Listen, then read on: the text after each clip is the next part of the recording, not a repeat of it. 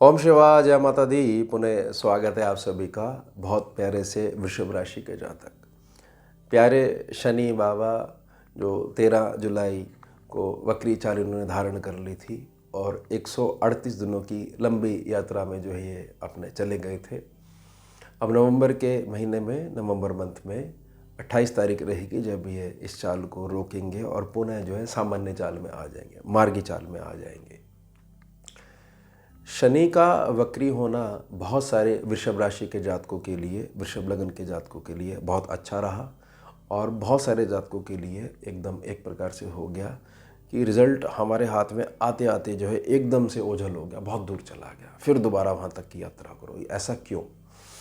Scanning विद्या स्पष्ट करती है कि शनि जब भी वक्री होंगे तो जहाँ पर मुख्य दृष्टियाँ 3, 7 और 10, ये 3 प्रमुख दृष्टियाँ हैं, ये वीक हो जाएंगी। यानी शनि जो कुछ करना चाह रहे हैं वो थोड़ा सा वीक हो जाएगा मामला, और एक वक्री दृष्टि आ जाएगी अपने से द्वादश भाव को देखने की दृष्टि। अब मीन राशि में शनि बाबा वक्री होकर जो हुए हैं तो समझ लीजिए कि जो सारा का सारा जो बेनिफिट मिल रहा है वो कर्म क्षेत्र को मिल रहा है, जहाँ पर राहु बैठे हुए कुंभ राशि में। तो कुल मिला के लग्न कुंडली की स्थिति कई सारे जातकों के लिए ऐसे प्रभाव दिलवा सकते हैं कि ठीक है, वक्री काल में हमारे लिए अच्छा रहा और वक्री काल में हमारे लिए थोड़ा संघर्ष बढ़ा।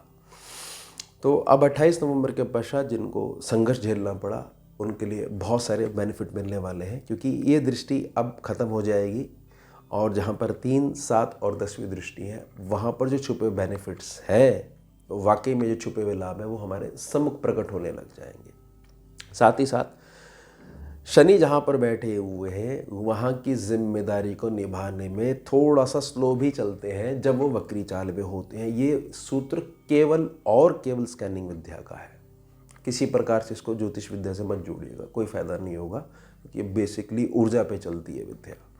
ऊर्जा थोड़ी चेंज हुई और फल चेंज होने लग गया। तो पहला बेनिफिट क्या होगा? पहला बेनिफिट होगा सर्वलाभ सेक्शन को शनि संभालेंगे। एक स्थिति अगर ऐसी आकर खड़ी हो गई है कि सब कुछ अच्छा चल रहा था, वाहन इत्यादि का भी सुख है, अब ऐसा लग रहा है कि ये वाहन हमारे को निकालना पड़ेगा तभी कुछ होगा, कुछ गोल्ड इत्यादि है उसको आगे रखना पड़ेगा तो पैसे आएंगे, शनि तुरंत प्रभाव से चीज़ को काट देंगे, यह नौबत नहीं आने वाली।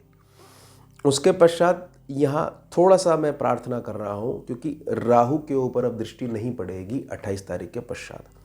अब राहु बहुत तेज़ी से आपका जो प्रोफेशन सेक्शन है, कर्म क्षेत्र है, वहाँ पर कुछ बेनिफिट्स भी देंगे और कुछ अपने स्वभाव के कारण, तेजी के कारण जो है कुछ चीज़ें बिगड़वा भी सकते हैं कर्म क्षेत्र में। और ख़ास तौर से आपके घर में जो बुज़ुर्ग हैं उनकी दैनिक क्रियाओं के कारण किसी भी प्रकार का आपका कार्य प्रभावित नहीं होना चाहिए।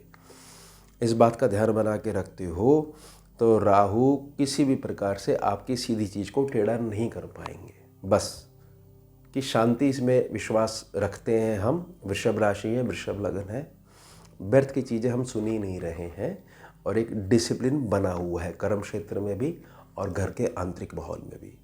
अब तीसरी दृष्टि जो पड़ रही है, तीसरी दृष्टि जो है ये कुछ एक्सपीरियंस भी ऐड करेगी वक्री जो चाल रही 138 दिनों की, उसका कि इन 138 दिनों में मेरे को बहुत सारे लेसन जो है मैंने लर्न किए और अब मैं इस निर्णय पे पहुंचा हूं कि मेरी लाइफ में जो मेरी डेली एक्टिविटीज़ हैं, मेरी जो निजी प्रकृति, उसमें ये चेंजेस होने चाहिए। ये मतलब समझ लीजिए कि ये तो नितांत है, ये तो होने ही चाहिए, अदरवाइज जो है मैं प्रोग्रेस नहीं कर पाऊंगा।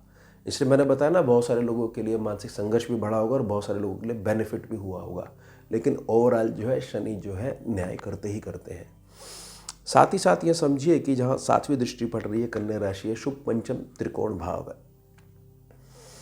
जातक जिनको मानसिक संघर्ष ज़्यादा मिला तो उन्होंने कर्म क्षेत्र को भी, यानी कि पुराना जो प्रारब्ध जो प्रकट होता है, जो संघर्ष का कारण बनता है, दुख का कारण बनता है, उसको भी बड़े डीप लेवल से समझने का प्रयास करा और समझा कि मेरी संतान का जो आंतरिक व्यवहार है मेरे प्रति और मैं जो अपनी संतान को जिस जगह पहुंचाना चाह रहा हूं और उसमें कुछ गुणों का जो अभाव बना हुआ है मेरी संतान में, तो उसको कैसे मित्र की भांति मैं ट्रीट करते हुए उसको सरलता से उस लक्ष्य तक पहुंचा सकता हूं या पहुंचा सकती हूं। एज ए मदर और फादर। तो वो चीज़ मुझे क्लियर हुई। साथ ही साथ अब 28 तारीख के पश्चात मेरी संतान पक्ष के विषय में भी बहुत सारी चिंताएं जो मानसिकता में मेरे बैठी हुई थी वह दूर होने वाली है। तो यहाँ डबल बेनिफिट है इस दृष्टि का, सीधी दृष्टि का। अब 10वीं दृष्टि जहाँ पड़ रही है वहाँ धनु राशि है, अष्टम भाव है। हर प्रकार का लक्ष्य खुद चल के आपके पास आ रहा है। आपके स्थान परिवर्तन के कुछ संकेत मिल रहे हैं, खासतौर से जो निवास स्थान है आपका या जो भी कर्म स्थान है उससे दक्षिण दिशा की तरफ, या पूर्णता जो है इस देश की सीमा से बाहर पूर्णतः विदेश का आपका गमन, और वहाँ से बहुत सारे बेनिफिट्स, और हो सकता है पीआर इत्यादि भी जो है आने वाले समय में आपको मिल जाए। या ऐसा समझ लीजिए जो अपने घर से दूर रहकर कमाई कर रहे हैं, थोड़ा सा भारत में है लेकिन दूरी पे है, खासतौर से दक्षिण दिशा को अगर माना जाए, निवास स्थान से दक्षिण दिशा की तरफ, या भारत की सीमा से बाहर पूर्णतः विदेश में ही रह रहे हैं, तो उनको जो भी परेशानियां आ रही थी कामकाज से रिलेटेड, कुछ समझ में नहीं आ रहा था कि वहाँ की गवर्नमेंट का क्या रुख है, यहाँ की गवर्नमेंट का क्या रुख है, और बीच में जो पिस रहे हैं हमारे को समझ में नहीं आ रहा कि आने वाला समय कैसा होगा। तो आप समझ लीजिए 28 तारीख के पश्चात बड़े बेनिफिट्स आपको मिलने वाले हैं। अब मेरी प्रार्थना क्या रहेगी शनि के विषय में। शनि ये चाहते हैं कि हर एक व्यक्ति इस बात को समझे कि धीरे धीरे ही चीज़ें होती हैं और धीरे धीरे ही होने देना चाहिए। बहुत तेज़ी से जातक अगर प्रभावित हो जाता है कि थोड़ा सा कोई चीज़ होगी, 5-1 मिनट की कोई चीज़ हुई, उसने एक लंबा सा इश्यू उसको बना लिया, तो शनि का आशीर्वाद थोड़ा सा, मेरा निजी अनुभव रहा है, उनको कम मिल पाता है। जो जातक जो अपनी धुन में लगे रहते हैं और इस बात पे ज़्यादा जोर देते हैं, कोई बात नहीं, कल का दिन और अधिक बेहतर जाए, इस पे हम ज़्यादा जोर दे रहे हैं।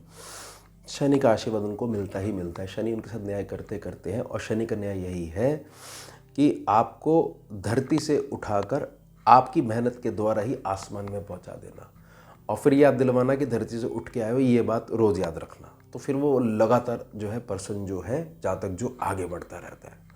केवल इस गुण को अपनाने से ही किसी भी प्रकार का शनि खराब अवस्था में बैठा हुआ है वह धीरे धीरे ठीक होने लग जाता है। यह है अपने आचरणों से ग्रह को ठीक करना। तो यह हो गया हमारा उत्तम विषय। मिलते हैं आपसे अगले भाग में नए विषय के साथ। जुड़िए और जोड़िए। ओम शिवा, जय माता दी।